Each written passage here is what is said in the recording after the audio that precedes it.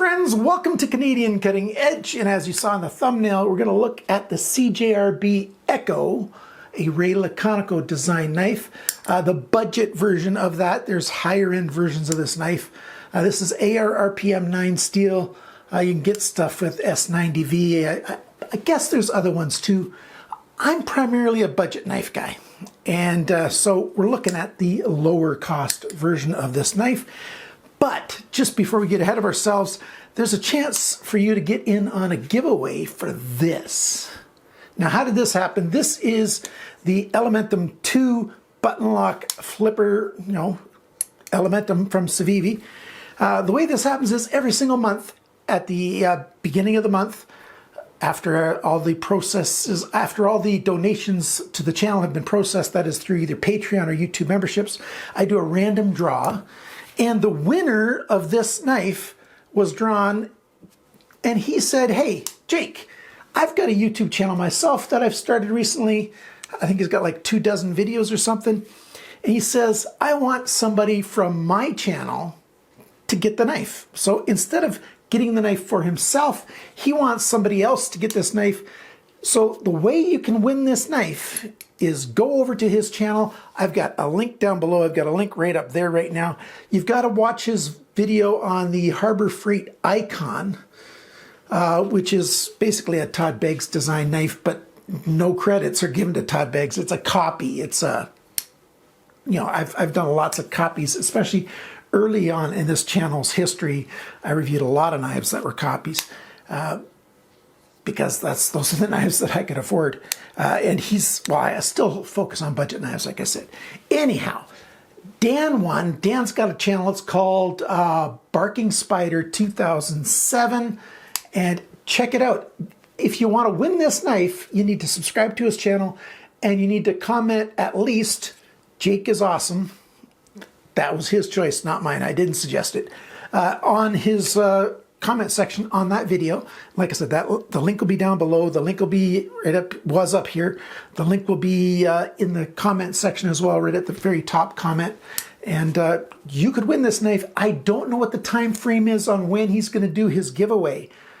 So what you're going to have to do is do it right away. If you're watching this video sometime after, a week after I posted it or whatever, I don't know how many days after, that giveaway might be done. I don't know. So if you're seeing this right when I post this, and I'm going to post this probably on Friday the 8th of December, maybe Saturday the 9th of December. If you're watching it right around that weekend, make sure you get over there if you want this knife and do that. And if you don't want this knife, but you're curious to see another person's opinion on knives, check out his channel and see what he thinks. I'm not telling you to go over there and like his channel. It's just totally your choice if you like this knife, if you want this knife, or if you just want to check out another perspective. Dan is from Atlanta, so do Atlantans know more about knives than other people do? They sure got a chance every year to go to Blade Show. I'm kind of jealous of that. I've been there myself a couple times, and who knows, maybe I'll get to go again sometime. But if you want this knife, there you go. That's enough talk about that. Now let's get to the tabletop and take a look at the EKKO by CJRB and Ray Laconico. All right, so here it is. It's the all black version. Maybe I need to get a different black background when I'm doing all black knives, but hopefully it's showing up well enough for you. We've got a button lock system. This one's all steel with a black PVD coating. You can also get it in, the stainless steel. I think it's sort of a stonewash coating. You can get it with G10, you can get it with micarta. I think there's a carbon fiber laminate version, all in that budget range. And I'll talk about the price in just a little while. But this is the shape of the knife here. We've got a drop point blade that's curved there. If it was straight, I might call it something else, but drop point blade. Got a swedge that starts about halfway from the tip and comes, straight along. Nice belly on this knife. We've got a hole here for deploying the knife, and it works just well. And let's do it from this side. Let's see if you can see that. Works very well. And of course, we've got a front flipper.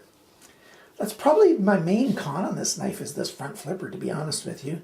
It works well enough. If I use more of the tip of the thumb, it works just fine for me. I don't like using, you know, the side of my thumb, or when I use my finger, the side of my finger on it. It's just, it's too pointy. You know, this coming to a point like that. I like them rounded over a little bit more.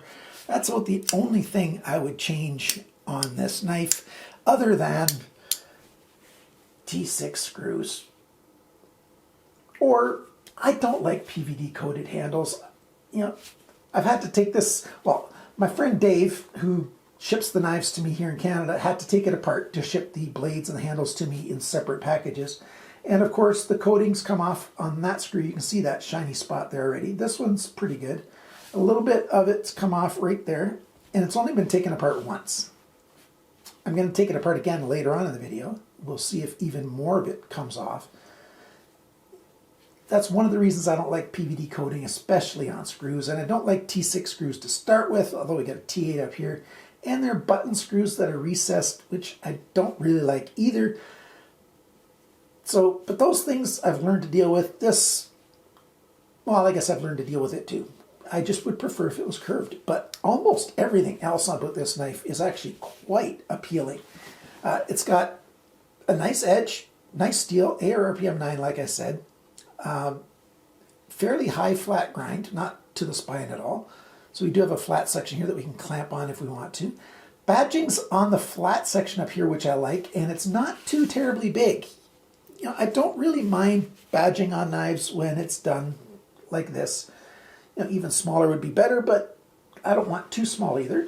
Let the brand show off their brand name at least a little bit. You know, I'm not going to ask, you know, a Chevy truck not to have a Chevy emblem on their car, or, you know, the blue oval on a Ford truck. Okay, I'm getting distracted. Come back to the knife, Jake. CJRB on this side. On this side, it's J1929. 1929B is what it says on this one for the black. ARPM 9. R Laconico for Ray Laconico. So really nice there. The blade is fairly straight on the back before you've got this drop point, this dramatic drop point there. Got a little bit of jimping here. And yep, say it with me, Jake likes more jimping. I wouldn't mind if the jimping went all the way up to, you know, the start of this wedge here. That'd be great, because they've got a section here that Ray has designed in that's sort of like a forward choil. Like, because this is clearly the choil for your index finger, the spot for you to put your index finger. Even got a nice relief cut right here for it to be comfortable. But if you want to sneak up, you can. And I just wish there was a little more texture there for your thumb. That'd be nice. So we've got that. That's a really nice touch. This grip's okay. And then the handle swells back here and comes back. It's fairly straight on the belly of the handle, but the spine, you know, it fits into the palm of the hand like that. And it's quite a comfortable knife. Edges are all rounded everywhere. That's nice. We've got an extra hole here. That's because the pocket clip can go on either side, and it's the typical CJRB pocket clip. Of course, again, T6 screws there, but it's a nice pocket clip. Let's show it going in and out of a pocket. Just works just like it should. Every single time you just, you know, shove it into your pocket, and it just works.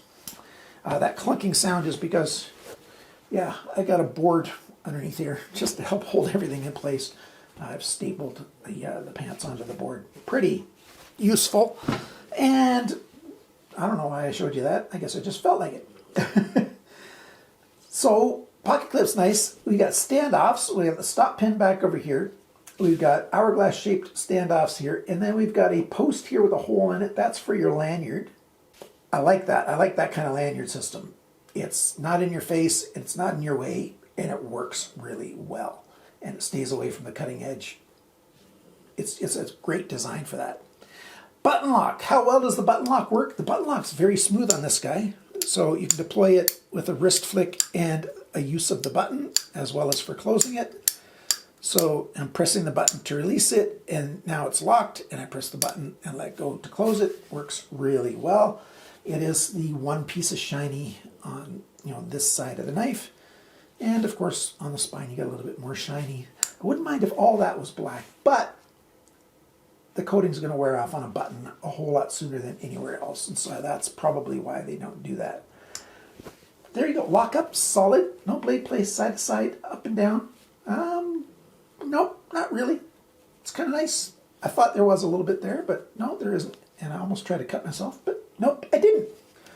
Cutting edge, decently sharp. I'll talk about the specs on that a little bit later. The balance point on this is just behind that finger choil. I wouldn't mind if it was right in the middle of that finger choil, but that's okay. Alignment when it's closed, pretty much right down the middle, and lockup's good, and it's nice. I'm quite happy with it. I really like the size and shape of the hole there for flicking it out. That's one of my favorite things. If I got the all steel version without any coating at all, I might just grind this off right here, this tab sticking out, and only use the hole and not have a flipper there at all, because that's just fine. Of course, you can do two-hand opening if you want to then. Coating on this.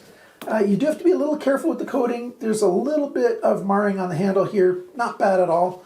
I think that happened after. That was not from the factory. From the factory, it was in good shape.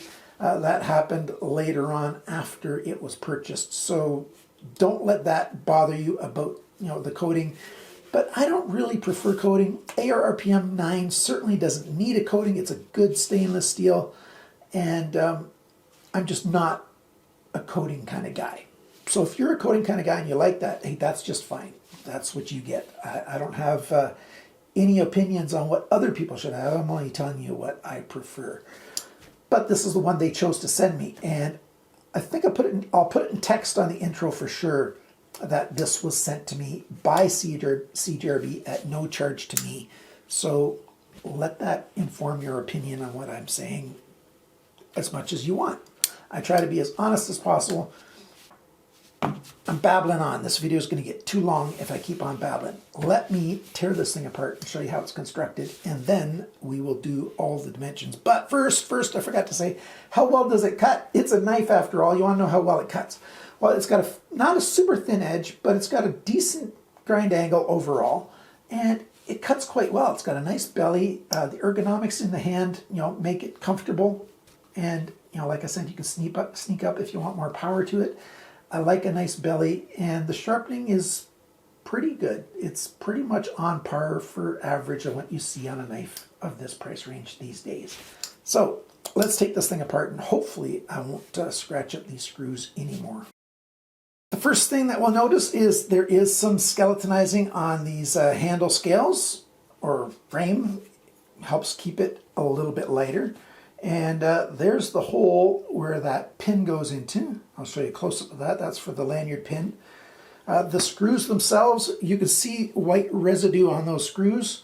That's because that's some thread locker that's in there. We've got ceramic washers in here. 10 ceramic ball bearings in there. And there's the button lock with the spring. Yeah, it's well done. No sticky, no lock stick, no other problems. Well, there's a little bit of lubrication in there behind that spring hole, but oh yeah, there's a tiny bit of lubrication on the this side's all silver and that side's black. What's up with that? Is there a washer in there? Yes, there's a washer on this side. There we go, got it. There, you can see it right there. It fell out. So the one side's got a washer. Now that's probably, they found it had an alignment issue.